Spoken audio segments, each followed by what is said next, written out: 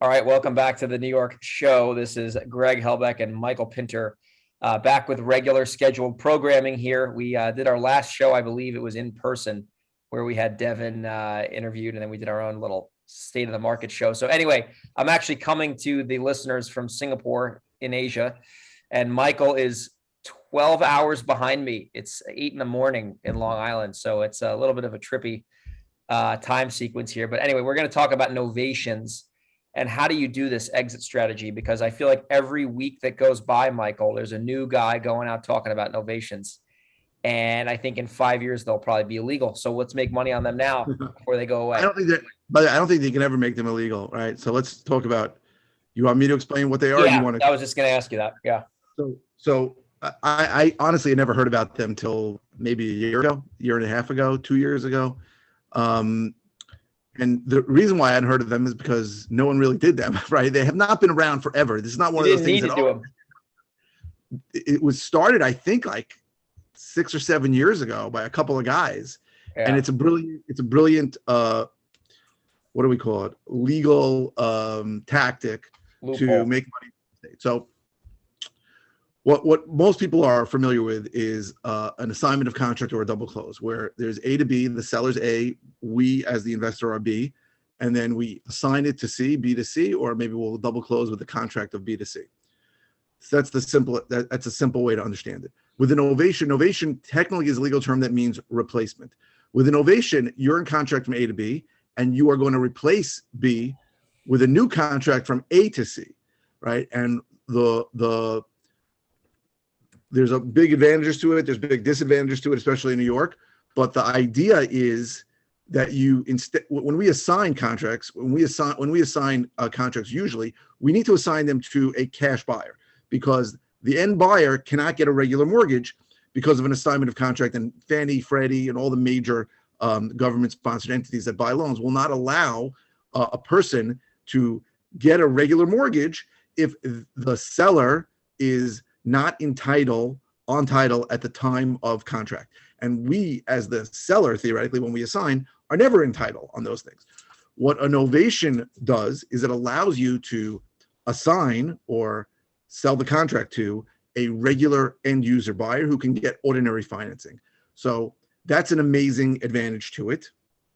The only disadvantage to it, as opposed to it getting an assignable contract and assigning it, is that the seller needs to be on board with it and needs to agree to allow a new third party to take your place. So they have to know exactly what's going on, and they have to agree. And your initial contract with the seller has to have very specific language that says they allow you to do that. And the truth is, another drawback that we don't want to talk about too much is that most attorneys, sellers attorneys, have no freaking idea what this is, right? And it's there's an education. I had to educate my own attorneys about it. I literally had to go there and have her sit everybody and explain it to them and show them the documents. And they'd never seen it before. And these are attorneys who've done, tons of double closings and assignments. They've never seen innovation.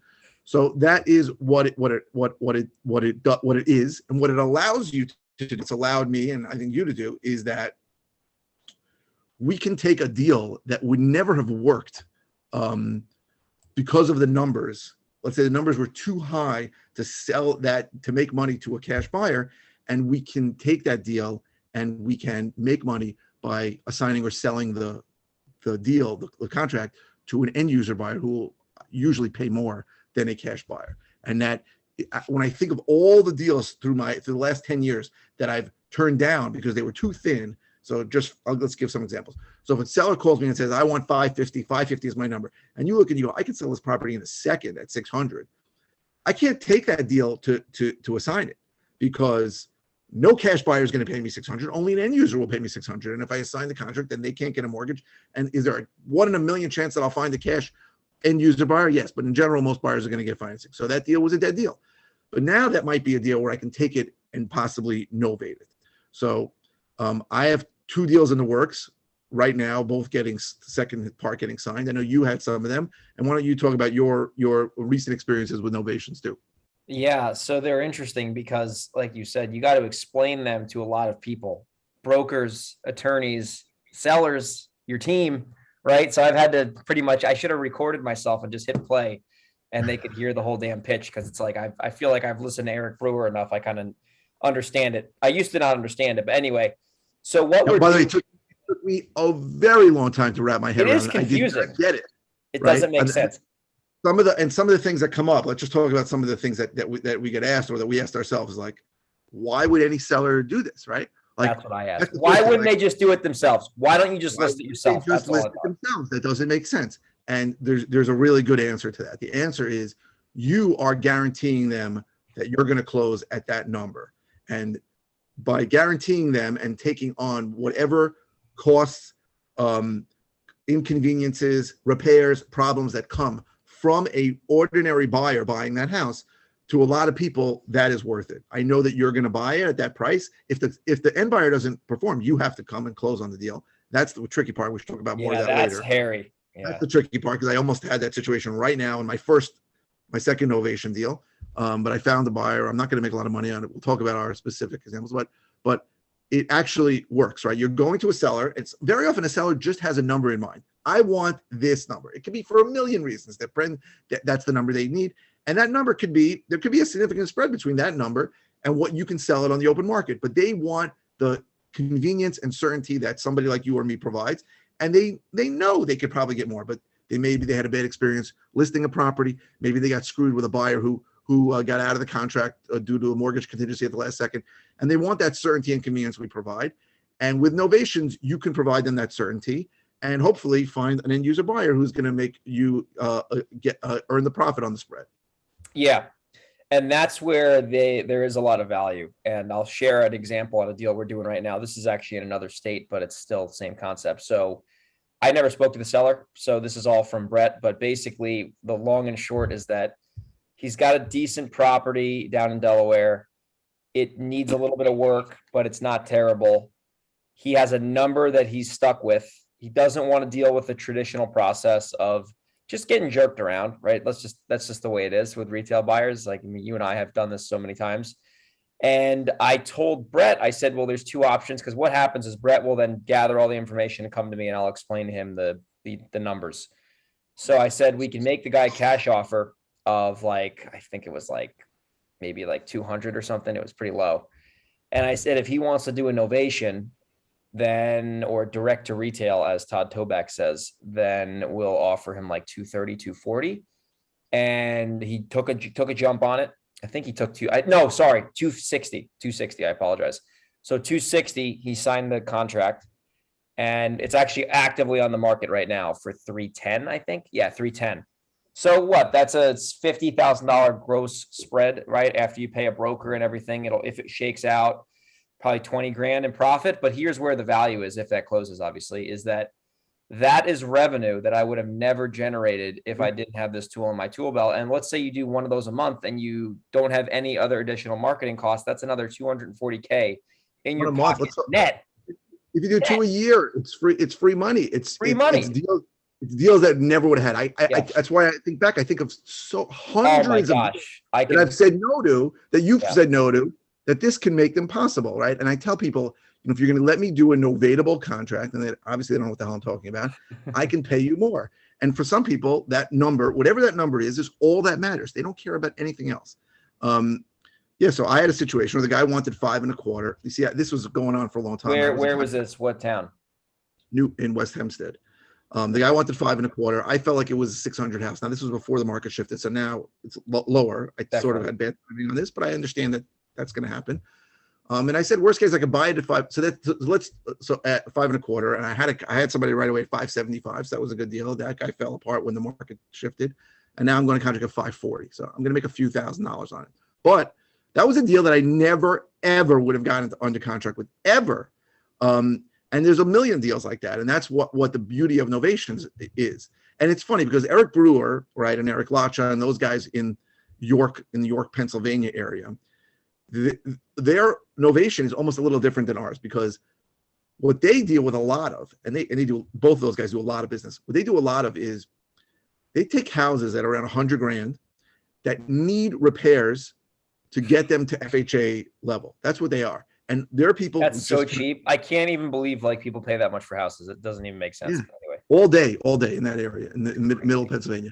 So they have people who have a house that needs 10 grand, 20 grand to make it into a $150,000 house. That's insane. And they have a number of, let's say, 100, and these guys are taking it, they're making the repairs to them, and then they're making the spread on it and making 30, 40, 50 grand on these deals, right? For us, it's very rarely a repair issue, although I have a deal that might need some repairs that I'm in novation on, that I'm in, hopefully going to novate so shortly. But for us, it's really, because we have bigger spreads in a lot of the areas we deal with, for us, it's sometimes that spread is more than enough that you'd be happy with the profit, but you can't close on it and then sell it because our closing costs are so high. Yeah, that's where New York's a problem. And we can't find a cash buyer at that price either. But there is enough of a spread, right? With a novation, so if there's a $50,000 spread, let's take an example. By me, most of the areas I buy, it costs me 50 grand. The closing costs on the buy, closing costs on the sale, and holding costs. But if I can novate it and have no closing costs, then it's a deal, right? I'll take 50 grand. And the only real expenses you mentioned before is you're going to have to pay, not always, but you may have to pay a buyer's agent 2% on it. So the $50,000. Or a listing agent if you don't represent yourself. So you might have to pay 4% total. Maybe 4%. Right? For me, I'm always representing myself in New York. But I figure on a $500,000 deal, that's 10 grand. So, but if I have a $50,000 spread and I have to pay 10 grand plus legal fees, it's a great deal, right? It's a straight up double cost though. Who pays the transfer tax and all that bullshit? The buyer? I'm only paying transfer tax on the spread. So the seller is going to pay the transfer tax on most of it that you would have paid anyway, unless I agree to cover it if there's enough of a spread. Wow. But the transfer tax is not a lot. I mean, it's $4. Because the buyer's buying the title policy and everything, so it doesn't even matter. Like, there's no other really ancillary costs besides the commission and the transfer tax. You know? No, and then just legal fee, but you had that on any deal anyway. So yeah. So it really opens up a whole new world. And it's, again, as you said, it took me a long time to wrap my head around it. I could not get it. Eric Lacho is the one that really explained it to me where I could do it. Eric Brewer was great too. Yeah. And there's a few other guys that do it. There's a couple guys popping up now. Yeah. He's doing them all over the country, like in 50 states. He says he's primarily an innovation company. Once in a while he'll do it. He doesn't like wholesaling. Right. And these guys are all really good. And if you want to learn novations, you can learn it from them. But to me, the way I finally understood it is it's like an assignment. It's a replacement. The huge advantage is that you can assign or you can novate to an end user buyer. The disadvantage is that you have to get everybody on board. Now, what a lot of these guys do, not in New York, is they get a power of attorney, a limited power of attorney, which lets them sign the secondary contract. That's amazing. That would never work in our area. In New York, where an attorney's representing them, there's no way in hell it's going to let anybody sign a power of attorney for a transaction. So from the buyer, right? Get out of here. I sort of flushed that part down the toilet, but it still works. And these guys told me that they don't always get the limited power of attorneys. It still works without it. So when they said that, I'm like, okay, this can work. And it's for you and me, this is a tool that's going to bring us a tremendous amount of money in the coming years, because we are honestly going to be able to do deals that nobody else is going to be able to do. If someone has a $600,000 house all day and they want $550 for it or $540 for it, there is no other real estate investor in the world, besides you and me, that's going in our area that's going to say, okay, I'll take it. They're going to say, F you, I got to pay $420. Yeah, right. So, but we can get it done. Now let's talk about certain properties it works for and some properties it doesn't work. Yeah, I was glad you said that, because there's properties you can't do this on. Doesn't work. Right. It doesn't work if the property needs a lot of work, right? It doesn't Unless you work. novate it to a cash buyer on the MLS, but then you might as well wholesale it at that point, because you're going to have to buy it deep. Yeah, it's a waste. It's only for a property that is mortgageable or mortgageable for a small fee, right? Sometimes there's a small issue like FHA needs smoke detectors and railings, right? Those are things that you and I can, if there's enough of a spread, we can certainly pay for. So it needs to be a decent property. And what else? And there has to be enough of a spread between what the guy wants and what you're sure you can. It's really the as-is value. You're really looking at not the ARV doesn't matter in a novation. It's what is the as-is value, and that's a number that I look for now. It's what is it worth fixed up via comps? What is it worth? Because here's something that Eric Brewer said. I want to just hit on the as-is value thing for a minute. If you look on the MLS in any market in America, like any market from Seattle to Miami, from Boston to San Diego, most sales are not ARV properties, which means that they're in, I would call them livable not condition. Perfect. Right, not perfect. That's 85% of the property. Well, that's about 80% of the properties. I would think that how many properties are really flipped? We think about 10%, we think, right? So I would say 90%. Well, some of them are in perfect condition because the person, yeah, maybe you're probably right. 85%. 80%. Yeah. Right. So most of the like when people try to get the ARV, they're looking for these unicorn comparables where there's maybe 1 or 2 out of a sample size of 15.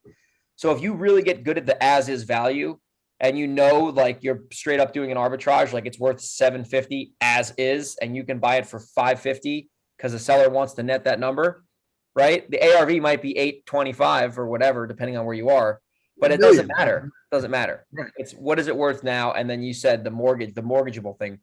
You need to, and this is where like the fact that you and I are getting into novations with a lot of experience is helpful, because we know what stuff costs to fix.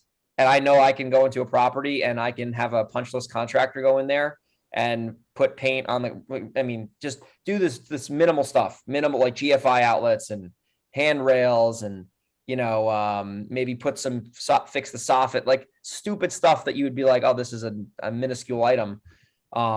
It's a huge opportunity. I mean, it's crazy. And so I want to actually ask you a question, Michael, about doing this in New York, because sure. The other belief that I broke, obviously, was, this will work anywhere but New York. And then it's like, I thought about it for a while, and then I realized it would work in New York. However, let's talk about what do you need and we're not attorneys, obviously, but what do you need from a logistical standpoint in your agreements to do this and not have your deals die? Because you need certain language and absolutely. So you need a rider that has 2 things in it that are not in any of the contracts. What's a rider? You mean an addendum?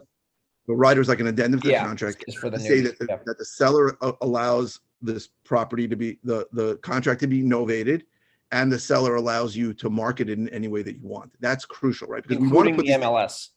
Right. We want to put these things on the MLS, right? If we want the ability to find end user buyers, the MLS is the way that we're going to do it. And we have to have that in the contract, because the guy can't come back later and say no. So that's crucial. Also, I think it's very important you have a discussion with the seller attorney. Now, my first novatable deal, I lost. The attorney would not do it, right? And he ended up listing it on the market, and it's going to happen, right? That happens all the time with any deals. But the attorney would not agree, because when I explained to the attorney, it was a woman, we have to do a second contract here. She said, no, I'm not doing a second contract. So one of the things she didn't want to prepare a second contract. Yeah. You know that attorney in New York, it's probably less.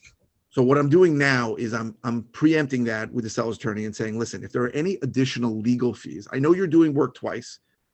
And by the way, one of these novatable contracts, they did like 4 contracts because 3 of the buyers fell out.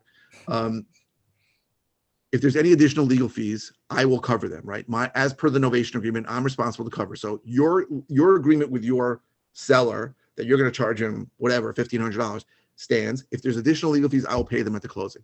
And I think that's helped, because I'm letting these guys know that this is more work for you. You don't know what the hell is going on, right? I know you don't know what's going on.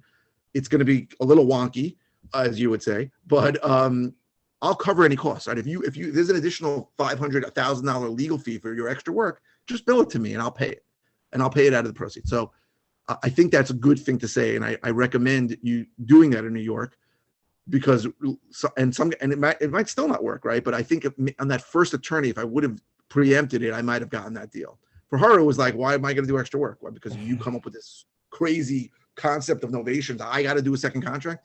That was the way she looked at it. Incentives are really there. Yeah.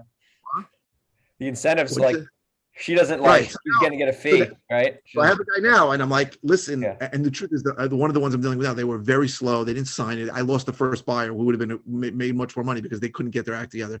So I said something like that to them, and he got all defensive. And I'm like, listen, I understand this is brand new. You've never done this before. I know it. It's new. I'm not saying anything's wrong, but now we need to get this done now. Because we're now another buyer. And I just want you to understand that if you have additional fees, bill them to me and I will pay them. I think when you say that to them, even if they don't, I don't know if they're going to end up billing me or not, but it makes them feel at ease. Like, I understand this is not typical and it's maybe more work, but if it costs, but we want to build this more on Pinter, an extra $1,000, he'll pay us. It's understandable, especially too. Now we're like starting to get better at these as we make more offers. Obviously, that's the first thing is the attorney. So the attorney needs to agree that. So just for the listeners, the seller's attorney needs to agree to a novatable, which basically just means in plain English that you're going to send back a request for the original contract that says that you're basically allowed to replace your contract, which is what novation means. Right. And as long as the seller signs that, right? There is one more document that's Aha. important. And that's another question that everybody comes in their head. How am I protected, right? If there's only A to C contract, how do I get paid? So there's a novation agreement that's signed by the seller and After you find a buyer or before you find a buyer?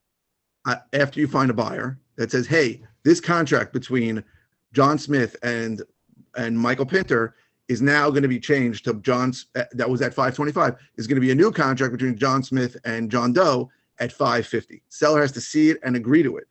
And any proceeds that are in any expenses that come up with that contract are going to fall on me, and any additional proceeds that come from that contract are going to come to me. That is the document that legally protects us.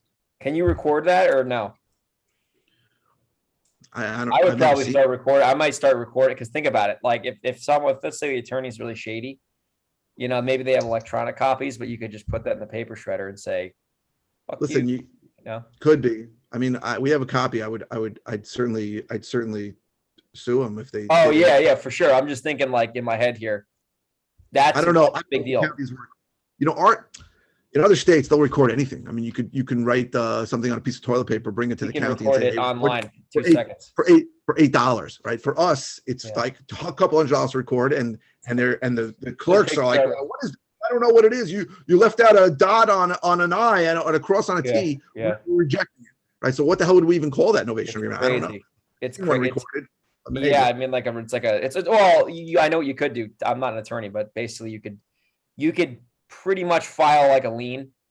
That is that's what people do in other states. They basically put a lien on the property, like almost like a contractor lien, like a mechanic's lien, but they're not fixing anything. And they're putting that on the property. And then that gets real. So the way some of these other guys get paid, this is interesting, is they'll record a lien for the novation fee amount. Like, let's say it's 20 grand. And then at settlement, when the bank is going to fund it, they'll issue a lien release and they'll pay it off. It's not so easy in our counties to record lien. No, it's not so simple. In other states, people do that. Mechanics lien, you need to be a licensed mechanic. You need to be a licensed contractor. I don't know if there is a way. I'm open to it, but I don't know about it yet. The clerks by our counties are such. Oh, the Orange County's a joke. It takes. They reject 2 months to record. anything they can. They almost love to reject things. I just had a deed that was rejected on a deal I closed 9 months ago because of some stupid thing that I need to correct. I mean, it's just ridiculous. I didn't do it. It's a title company thing, but. So listen, if there's a way to protect us, I'm all for it. If you find some way to do it. In New York, the golden rule, like you really can't get screwed because of the attorneys, which is the downside of New York too. It's like you have so much protection. It's a double-edged sword. It's tough for us to get in contract, but no one's getting out. But in other places where it's so easy to get in and out of contract, it's also easier to record things. So they record their contracts or a memorandum of contract. I've done it. Notice of contract, right? Every state's different, right? Every county's different. Some want you to call it a notice of contract. Some want you to call it a memorandum of contract. Some let you actually just take their contract and record it, and that clouds title sometimes. But by us, it's not so simple. But because there's attorneys involved, it's very rare that an attorney's going to want to risk, getting into trouble over something like this. No, you can't. But the document you said though, the novation agreement, that is critical. You need that done. And the thing, I'll tell you something I like about novations that I realized after testing them is they're actually more transparent than an assignment, right? Because if you have an assignable contract and it is clear as day that you can assign it, you can sell that to Joe Smith and technically you can do whatever you want. And you could say he's your partner, he's your contractor, he's your banker, he's your priest, whatever. But once that contract's out of your hands, like you're done. With a novation, you're telling the seller like what you're doing off the bat, and they're either going to agree to it or not agree to it. But there's really no murky water. Like the seller knows they're going to net X. They know you're probably going to make Y. I think it's a more transparent process, at least from how we've done it. Like the sellers don't give a shit. They're just like whatever because they want their number. I agree 100%. I agree, and it's crazy. I absolutely agree. I think in a way, it makes me happier to be more transparent too. I'm not that transparent. I'm not as transparent as you are. You're better at that than I am. With wholesales. And it's probably just BS in my head where I feel like if I get into the assignability of the, hey, I'm going to go out into the market, that I'm going to lose some of my sellers. It might just be in my head, but you're better at that than I am. But I agree that novations, you're much clearer about what's going on and the seller's fine with it. But it's funny, Michael. We since we started doing this novation offer, like we incorporated it. We've been so much more transparent with our wholesale deals because I used to be pretty transparent about it. And unless it's a smoking deal that I'm going to guarantee buy it, whether I wholesale it or not, we're telling the seller like we're wholesaling this property, especially now with the market changing. We're like, listen, we can offer you this solution. Our one caveat is we need to be able to have like 14 days to find a buyer.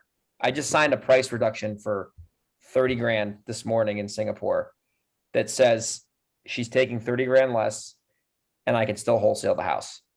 Like literally, like that's how transparent we're being because of the market. That's a different story, but it's the deals you lose by being transparent. Like maybe that's 15%, 20%, but the amount of more deals you can get when you don't know, or just the peace of mind you have, at least from what we've seen, it totally is worth it. Because when we do wholesale a property, the seller knows we're doing it, right? And if you're novating, obviously, like they completely agree, like they signed a legal document saying you can do it. But that's something I was talking about with Brett. Like it's changed our business, honestly, just because we're able to just not really worry about like the deals, right? Like if we wholesale it, we wholesale it. If we don't, we don't. But What do you tell a seller when you're wholesaling a deal? oh, that's a great question. So it depends on the state. So if it's New York, we'll basically tell them, yeah. So this is the show. We will say, hey, so I'll start with this. It's normally a haggle, right? Like it's like if I give you X, you take Y as a concession. So normally we're stuck on some number, and like I said, Brett is doing most of this, but I've trained him and I still deal with a little bit of it. Generally, they're stuck on the number, and we're pretty much right there. Like their bottom line is kind of our top line. Like we're like kind of in that like zone of agreement. And we will basically tell the seller if we're not 100% sure if it's a deal, because it might be a deal, we haven't seen it, we buy over the phone, blah, blah, blah. We'll say, listen, I think we can do 285 if you give us a 14-day due diligence period. And then, we're going to have 14 days to do the due diligence. We might hire a home inspector, and we might take in a few of our investors to potentially sell this property to them after we buy it from you for 285. Is that something you'd consider, or probably not? And usually they're stuck on their number. So in order for them to get their number, they need to agree to our terms. And this is if we don't know. If it's a home run deal, then this never comes up. We just buy it or wholesale it. So what we do in that scenario is if they agree to that, we'll sign an option contract. So we don't sign a attorney crazy contract with teeth in it. We sign basically a one-page document that says I have the ability to buy the property for X. The seller is willing to sell the property for X. In the option agreement, it says that if you want to put a deposit down, you can put a deposit down. It says after 14 days, and if the buyer wants to proceed, they will go, through the process of getting a regular contract signed with attorney and attorney, like the two attorneys. It says buyer is not a broker. The buyer is a principal. Buyer might assign this to someone else. It's basically just a document that says exactly what we're trying to do. And if you wanted to assign it, you would assign that option contract. This is where I hope no one's listening who would get me in trouble. Basically, I'm just kidding. But basically what happens is if we do this and we have a buyer who wants the property, we have to scramble to get that thing actually under contract. So then we're giving them the attorney. We're like, here, as fast as you possibly can. I put the EMD in yesterday. Like we're trying to get that property locked up as soon as possible because we don't want to, because my attorney gets pissed. And John, if you're listening, I love you, bro. If we get a buyer and then we don't have a contract with a seller, it's just not a good scenario to be in because you have a product that you can't sell because you don't have control over it yet. So we try to immediately get the seller to sign. Right. at this point. Sometimes the seller's attorney doesn't move so fast. So Well, normally, and I'm not perfect on this, but I would say 9 out of 10 times a seller who agrees to something like this does not have their own attorney. And then actually the deal we did in Newburgh, this is exactly how we made money on that deal. This is exactly what I did because the guy was stuck at a number. Novation wouldn't have worked on that house. It was too beat up, but this is exactly what we Michael and I did a deal together. Exactly what I just explained. We had a deal we weren't sure about.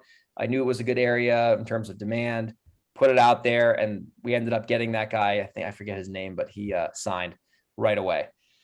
So that's how we do it. Basically, that's our process. And it's a lot easier to do in other states, obviously, but in New York, we're just looking at it like this is like why we started doing this is because we're getting we spend a lot of money on marketing. So, we want to make it as much money as we can on all of our leads. And the contract process is such a pain in the ass in New York. And you have to put $5,000 down or $1,000. But even if you put $1,000 down, like you do 3 of those a month, that's like $3,000 a month of fixed cost minimum. So we're like, how do we like take more swings? And we're like, why don't we just try doing this? And it started to you work. don't give a deposit on the option contract. No. I mean, in theory, you can, but it's like we don't really do it. You're basically putting in the seller's mind that this is for 14 days. They're not going Yeah. anywhere else. Yeah. And you're going to try and go out into the market Yeah. and see it. And I see. normally, here's the thing with that, and I know you got to go in 8 minutes, but with something like that, there's 2 things normally from me seeing this. Number one, it's probably not going to be a home run deal, right? So if you lose the deal, like don't cry yourself to sleep. You don't really know. Because if this was a 6-figure profit, like conversation wouldn't even come up. It would be like non-issue. And the second thing is that you're negotiating from a very strong point of power from the seller because you're like, listen, I might want to do this, but you have to basically give me my terms in order for me to consider giving you your price. And you plant the seed of doubt in their mind that, listen, and this is something that Brett is phenomenal at, is you let them know what the downside is before you sign this little document on DocuSign. You say, listen, there is a chance we will come back to you in 14 days and tell you the price is not going to work. That's your ultimate downside. And then we're just in the same position where we were when we started. Are you okay with that? Or probably not. And then we just get the seller to let us know. But normally, like I said earlier, it's a haggling, it's a barter situation. Like they want their number and we could sell all day long. It doesn't matter. You're telling you it's possible though. I can give it to you. So that's exactly. So that's what we're doing. Like, I guess it's like a hybrid between novations and wholesales, but I call them tweener deals. Listen, in 49 states, that's how they work. I mean, you can do that with a normal contract. I've done this in like Pennsylvania where like, that's a regular contract. It's a regular contract. Bullshit. Exactly. Complete bullshit. So it makes sense. It's jabroni. I may have to incorporate that into my. I'm telling you, man, it'll bring you another deal a month and it'll just be money in your pocket. And listen, if it doesn't work out, it doesn't work out. That's the thing I like about it. There's no downside. There's no downside. It's like you tie up a property in theory for no risk. And yes, you don't have a binding contract, but here's another thing too. And I wish we were lawyers sometimes because I really love getting into the weeds. But if you were to get like, let's say someone were to be like, oh, you're trying to market a property you don't own, blah, blah, blah, whatever. If you pull out that document and you both signed it, you can't, well, I'm not an attorney, but you probably can't get in trouble because you did everything. Like there's no, you can. Who would come to you with that complaint? I'm just saying. Well, I'm just saying, like in theory, if someone was like wanted to be an asshole and like say, oh, you can't do that. It's like, no, look at the document. I've never had anybody do that. And by the way, I have done that, right? So what I do. Oh, I've done that without being in contract. Exactly. And I've never had somebody come to me and say, well, you're I've been scared a few times doing that. I have a deal right now, actually, where I'm kind of naked in the pool because the guy's like, I'm in Singapore. He wants the contract. The broker won't call me back. And the guy wants like a huge deposit. And I'm like sitting here swimming naked and the tide just came out. So I got to call him in probably 20 minutes because it's going to be anyway. Is that a deal where you're not sure if you want to do it? It's a deal. Well, apparently there's a buyer who wants it for $740. The seller agreed to $650. Broker's going to make some money, but it's not straightforward. There's tenants in there. It's not straightforward. And it's like, not so simple. No. and they want a big deposit and he wants to close in 30 days. And it's not like a very easy peasy, as you would say, deal. So I'm like trying to, if the buyer is good to go, because they were like, they want to get a mortgage. And I'm like, dude, you can't get a mortgage. It's either cash or hard money. And then he's like, so I'm like, okay, I can risk my $6,000 deposit here and maybe try to find a buyer, but I could wait and take the risk. Maybe the seller goes away and wait for that buyer to actually commit. And then I'll go wire the 6Gs and it's not an issue. But anyway, yeah, so this happens a lot too. Like, because then it's like, like, do I want to do this? I don't know. The guy wants this, Right. this Also, property. the buyer may disappear also. Exactly. And then I'm stuck holding the bag, So this is something that no one talks about. And I love how we only have 4 minutes left, but like this kind of shit is what like happens to everybody, at least in our New York area, because a lot of the properties are confusing and they're expensive and you don't really know what's going on. Like if the one takeaway, I guess, for the listeners is like, you need to understand, like, every deal you do is not going to be the same. Like, I've done business in other markets. Michael's done business in other markets. You could go to Dallas and literally go into a zip code and every single property is going to sell in between like 300 and 340. In our market, it's the complete opposite, especially in the 100%. city, like Yonkers and shit. Like, you could be on one street in Yonkers and then you're getting shot at, and then you go to the next street and you got a, $700,000 scooter. So Hempstead, I got a deal in Hempstead where I think I could buy it for Oh yeah, $250. it's a shithole over Blocks over Garden City, where the property is Gorgeous. $1.5 million. Right. Yeah, Crazy. it's totally, yeah. So the point, and we'll wrap the show up now. The point of this podcast is obviously to explain novations. But if you're in our area, if you're in the Northeast, if you're in New York, if you're in any market that's expensive, honestly, the more tools you have in your tool belt, it's gonna be so much easier to succeed with your marketing efforts. I was just reading a great book again called The Millionaire Real Estate Investor. Gary Keller wrote it, and I was reading at the pool earlier, like he was talking about lead gen, and really successful investors are masters of lead generation. But if you can get really good at lead generation, but if you can't convert and turn these deals into money, it's going to be a lot harder to market because you're not going to have an ROI. But the more tools you have in your tool belt is going to ultimately help you. Definitely study more on novations. We'll give you some quick resources now. There's 2 gentlemen that I know pretty well that teach this, or 3 of them. Eric Brewer, I think it's brewermethod.com. Corey Geary, It's Novation Nation. novationnation.com. And I know Todd Toback just came out with something too that's Novation. They're all the same. I think his is, I forget what it's called, novationclass.com. But there are people who have done more novations than Michael and I who teach this at a high level. So we recommend, if you really want to get good at this, I would pay one of those trainers to learn, but also take into effect the fact that they do not do business in New York.